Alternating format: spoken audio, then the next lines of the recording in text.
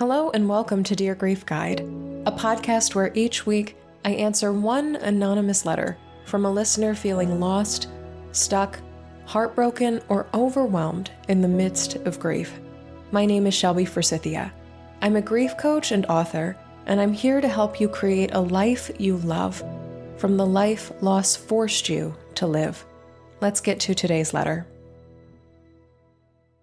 Dear Grief Guide, it's been almost 5 months since I lost my dad to pancreatic cancer, and I feel like I'm losing my relationship too. My partner was really supportive at first, making sure I ate and slept and got to work safely. But after my dad's funeral, he stopped acting like anything happened.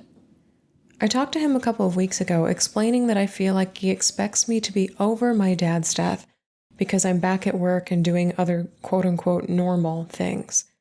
But I'm not normal. I think about and miss my dad every day, and at least a few times a week, I'll express that to him out loud. Even so, he just doesn't engage with me and my grief. When I tell him I feel sad or start talking about my dad, he doesn't even acknowledge I've said anything. I guess he doesn't want me to talk about it or deal with my tears when they come. I'm not a blubbering mess, but I'm still trying to figure all of this out. Some days it's just really heavy to carry, especially by myself. It's becoming more and more clear that my partner doesn't understand my grief. Have you ever had this sort of experience with a partner? How do I deal with this feeling of being iced out by someone who's supposed to support me? Am I the problem? Sincerely, Frozen Out of Love. Hi there, Frozen Out of Love. Thank you so much for writing in with this because it is such a common and heartbreaking experience in life after loss that the people who live with us, who we're tied to, who we have chosen to share our lives with through partnership, marriage, dating, or otherwise, oftentimes it hurts the most when they are the people who do not understand our grief. And I think when it comes to grieving and having a partner support you in your grief, one of two things could be happening here. Number one, your partner genuinely doesn't know what to do. They don't know what to say. He doesn't know what to do. He doesn't know how best to support you, even if you've tried to verbally tell him. And in that case, it might be an instance of him needing more education. And if that's something that he's willing to access and willing to be interested in, and this is a question you can pose to him, are you interested in learning how to support me? Is that something I can share with you? I would highly, highly, highly recommend a service called Help Texts. And this should work no matter where you're located in the world because they are able to text internationally. But you can sign up for a Help Text subscription and put in your dad's name, his death anniversary, his birthday, any other important days that are important to you, and then his cause of death, how old he was when he died, how old you are, and you get, as the grieving person, custom text messages tailored to your loss. But the cool part about Help Texts is that it also allows you to add 2 supporters to your subscription, and I would encourage you to add your partner as a supporter. And what they get is not tips about dealing with grief, but tips about supporting you as you grieve, including notifications of, we're a week away from Frozen Out of Love's dad's death anniversary. Here are some ideas for honoring that. Here are some scripts you can use for inviting Frozen Out of Love to start to tell stories about her dad. Or here's how you can honor important grief days together. Or here's how you can support them at work. Or here's how you can support them at home, or help them get more sleep, or help them eat healthy meals that feel nourishing to their body, or help them release emotions that maybe they're afraid to talk about. There are so many tips that Help Texts sends, and they are written by authors, by researchers, by doctors, by nurses, by hospice professionals, by people who are in the grief space, experts in their field, dozens and dozens and dozens of them. Full transparency, including myself, so you will get tips and scripts and resources from me, written by me, as a part of Help Texts. And this service, for less than 1 therapy session, gives you an entire year of support for both you and your partner. And this is a service that takes the burden of teaching off of you, because as I've mentioned so many times before on this show, it is such a shame that as we are grieving, we must become the teachers of our grief to other people, to tell them how to support us. And it's just so life-changing when that burden of teaching is taken off of your shoulders because you were already carrying so much. So if you believe, frozen out of love, on any level that he might be receptive to getting an education on how to support a grieving person, I really encourage you to try on help texts. And if you'd like a discount on services, use my name, Shelby Forsythia, all one word, at checkout, and it should take a discount off of a year's worth of text messages about your dad and him supporting you in your grief. Okay, that was a long-winded number one. Number two that I often see in partnership and grief support is that your partner genuinely does not care about you and your grief. Whether he doesn't know how to care, whether he doesn't have the energy to care, whether he actually, out of some sort of malice or malintent, does not want to care and just cannot bring himself to be a person who is in your support network, or is not capable of that emotional, spiritual, psychological, physical depth, dump him. It is so harsh and it is so final, and it can feel like, because it is, a loss on top of a loss. And frozen out of love, I do not want that to be your name forever. Frozen out of love. You deserve support from people in your life, not just a partner, but from people in your life who know what it is to grieve, who listen to you when you talk about your dad, who sit by you, who witness your pain and are willing to do so when you are having grief's hardest emotions. Everyone deserves that when they grieve. And so many grieving people I've worked with, clients and students alike, have told me it was so much more painful to stay in a relationship with someone who did not get my grief than to be by myself. And I wish I would have made that decision much sooner, because I didn't recognize the energy I was expending trying to be seen and heard and witnessed and validated by somebody who was committed to misunderstanding or not even interested in understanding my grief.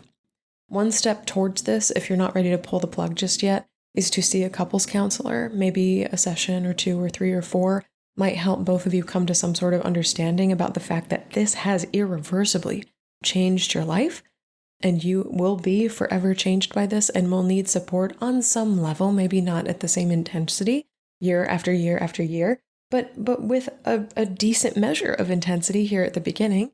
And then as you learn to cope with grief, to have somebody to help carry it with you over time. And can he commit to being that person? That's a very valid question that might be worth asking in the presence of a neutral third party. And then if some sort of agreement or some sort of consensus, if some sort of progress can be made there, excellent. Maybe the solution is not to dump him. But if he makes it clear over and over and over again that your grief, and by consequence you, your emotional state, your needs, your life experience, cannot be a priority to him, you have my full permission and endorsement to let this guy go.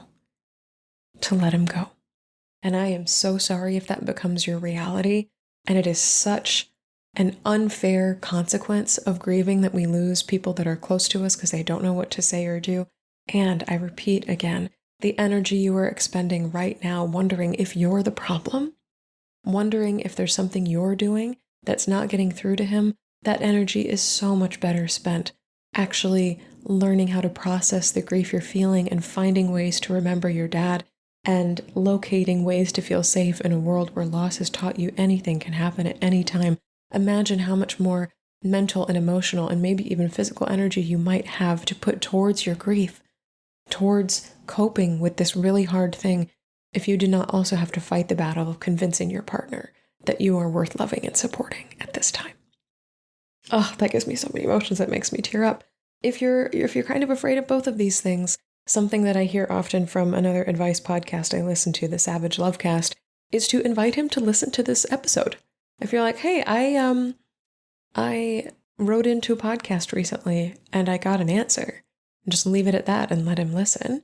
If you feel safe doing so, that might be an option for you.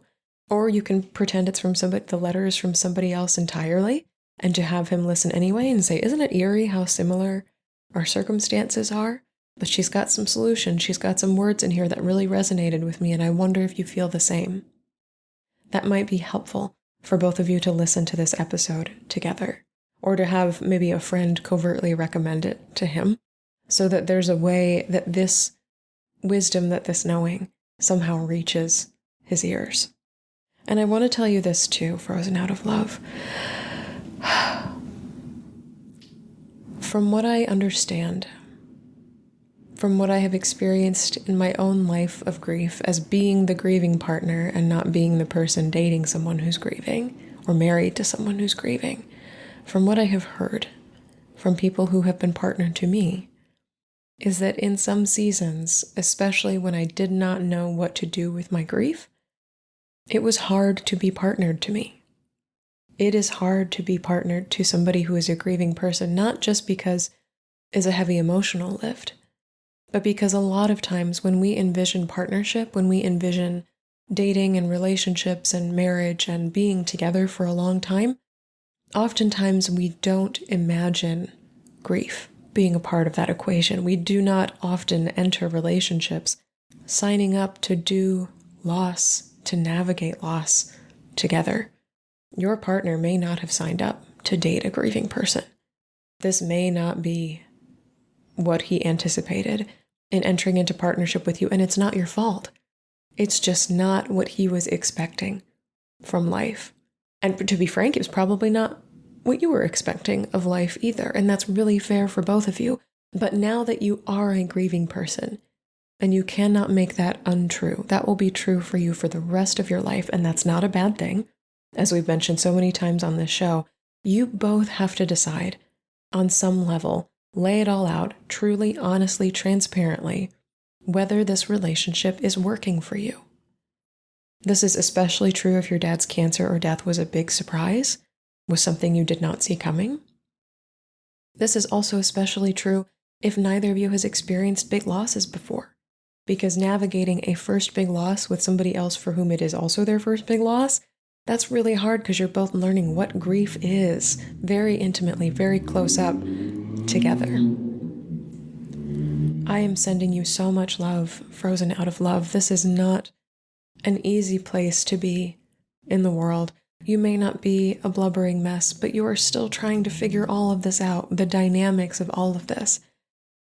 So if he is open to being educated on some level, to becoming what a lot of people call grief literate, you could certainly look up resources for grief literacy. There are so many that exist in the world. Consider help texts, and again, use discount code ShelbyForsythia to sign up. And if you recognize through couples therapy, through continued conversation, through whatever other means, that he is simply uninterested or incapable of being a good, consistent source of support to you in your grief, in a way that feels good to you, not by anybody else's measurement, just yours, then it is okay to let this relationship go. And as always, if you need support through this process, if you are looking for a place to find language or words for it, or frameworks, community, or structure, I would love to work with you, whether one-on-one, whether through Life After Loss Academy, or even, send me another letter.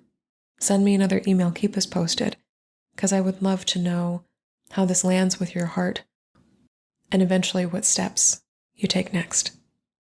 Good luck.